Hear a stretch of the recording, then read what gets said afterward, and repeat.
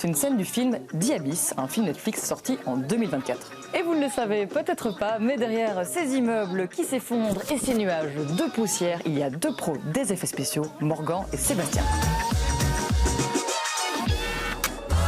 Je m'appelle Morgan Hardy, je suis superviseur VFX à UFX Studio. Je m'occupe de la supervision et la coordination de tous les effets visuels d'un long métrage. Je m'appelle Sébastien, je suis superviseur 3D chez UFX Studio, donc je m'occupe du département 3D en tant que tel. Le film The Abyss, c'est un film catastrophe, dystopique, sur l'effondrement d'une mine à Kiruna, une ville en Suède. On a dû détruire tous les bâtiments, faire s'affaisser toute la route et bien sûr créer un immense nuage de poussière pour justifier le cataclysme. Pour rendre tout ça réaliste, la première chose à faire, c'est de regarder énormément de références, on regarde beaucoup de photos, beaucoup de vidéos. La photo là, on voit vraiment bien comment l'immeuble s'effondre sur lui-même, comment la base tombe. On regarde finalement beaucoup d'autres films aussi qui ont été faits et qui proposent le même genre de choses. Donc la construction de cette séquence a pris plus ou moins 6 mois. On est parti de l'image tournée, on a dû recréer tous les bâtiments, tous les gens, toute la rue en 3D. Et ensuite, il a fallu simuler des destructions qu'il a fallu réintégrer dans l'image finale. D'abord, on crée le modeling des bâtiments, de la route, des voitures. Je navigue dans la scène 3D, ce qui me permet de tourner autour de mes éléments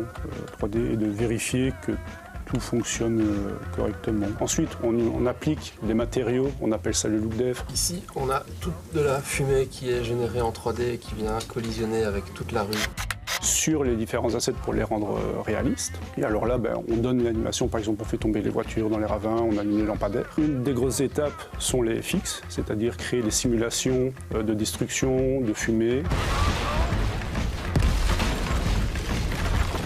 La dernière étape pour la 3D, c'est l'éclairage du plan. Donc c'est donner une lumière aux différents assets pour les rendre réalistes. Et alors ici, le logiciel d'éclairage qu'on utilise pour assembler et reconstruire tous les assets qu'on a dans notre scène. Un superviseur VFX, ça sert à faire le pont entre la vision du réalisateur et des équipes en studio qui réalisent tous les trucages numériques sur les plans qui ont été tournés dans le film. Ça, c'est toutes les références qu'on a envoyées au réalisateur de vraies craquelures au sol, pour savoir un petit peu ce qu'il voulait lui dans son film.